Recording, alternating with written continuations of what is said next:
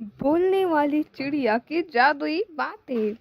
एक छोटे से गांव में एक प्यारी सी चिड़िया रहती थी जिसका नाम चूनी था। चूनी के पास एक खास हुनर था।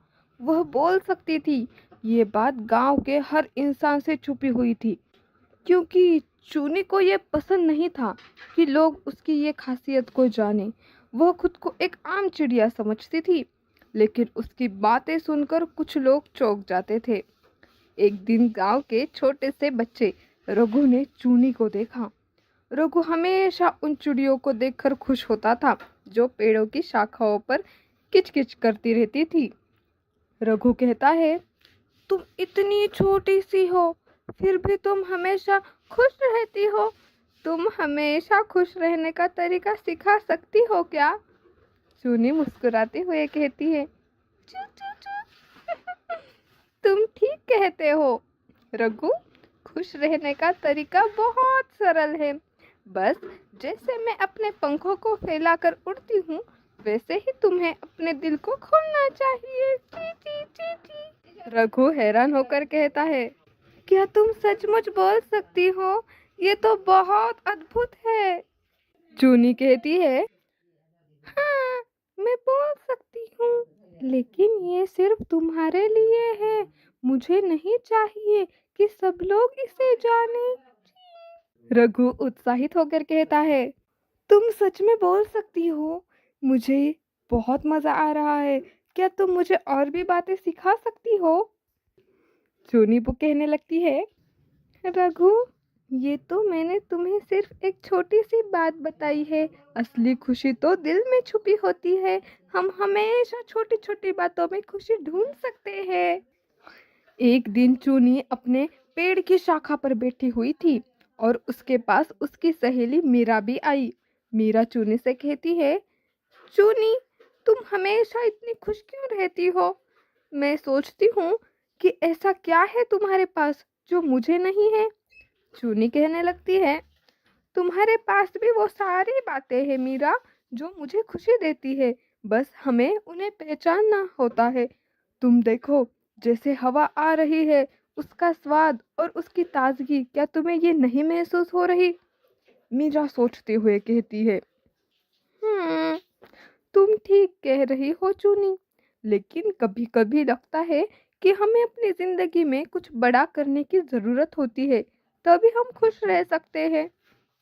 चूनी कहने लगती है, मैं समझ सकती हूँ मीरा, लेकिन सच तो ये है कि हमारी छोटी छोटी खुशियों को भी गिनना चाहिए। जब हम छोटे लम्हों को आनंद लेते हैं, तो वो उससे ही हमें बड़ी खुशी मिलती है। मीरा कहती है, तुम्हारी बात सही है चुनी। गांव की बुजुर्ग दादी जी एक दिन अपने घर के आंगन में बैठी थी। चूनी उनके पास आई और बिना मांगे उनकी मदद करने लगी। दादी जी ने चूनी से पूछा, चूनी, तुम बहुत चंचल हो। क्या तुम्हें कभी अकेलापन महसूस नहीं होता? चूनी दादी से कहने लगती है, जी नहीं दादी, मुझे कभी अकेलापन नहीं लगता, क्योंकि मैं जानती हूँ कि हर किसी के पास अपने प्यारे लोग होते हैं। मैं तो बस अपनी उड़ान में मग्न रहती हूँ और जहाँ भी जाती हूँ वहाँ कुछ नया सीखने को मिलता है। दादी जी कहने लगती है, तुम बहुत समझदार हो चुनी। ये बात तो मैंने कभी सोची ही नहीं। हम इंसान कभी कभी अपनी जिंदगी की छोटी छोटी खुशियों को नजरअंदाज कर देते हैं। चूनी कहने लगती है, जी हाँ दादी जी, हम सबको हमेशा अपने आसपास की अच्छाइयों को महसूस करना चाहिए। खुशी कहीं और नहीं, हमारे अंदर ही होती है। एक दिन गांव के स्कूल के बच्चे जंगल में घूमने गए। जब वे चूने के पास पहुंचे तो उन्हें देखकर वे सब चौंक गए। प्रीति हैरान होकर कहती है, क्या तुम बोल सकती हो चूनी? चूनी भी मुस्कुराते हुए कहती है, मैं बोल सकती हूँ, लेकिन ये कोई जादू नहीं है। ये बस हमारे मन की बातें हैं जो हम सब एक दूसरे से कहते हैं। सुरेश कहता है, क्या तुम हमें कुछ ऐसी बातें सिखा सकती हो जिससे हम भी खुश रह सके? चुनी कहती है, बिल्कुल। सबसे पहले तो तुम हमेशा दूसरों की मदद करो। खुशी वही मिलती है जब हम दूसरों को खुश देखते हैं। फिर हर दिन कुछ नया सीखने की कोशिश करो। हर दिन एक नया अवसर होता है। प्रीति कहने लगती है, हमेशा दूसरों की मदद, क्या इससे सच में खुशी मिलती है? चूनी कहती है, हाँ प्रीति, जब तुम किसी की मदद करते हो तो वो तुम्हारे अंदर की खुशी को बढ़ाता है। याद रखो, असली खुशी किसी चेहरे पे मुस्कान लाने में छिपी होती है। सुरेश कहने लगता है, ये सच है चूनी, हम हमेशा अपनी खुशियों को दूसरों में बांट सकते हैं।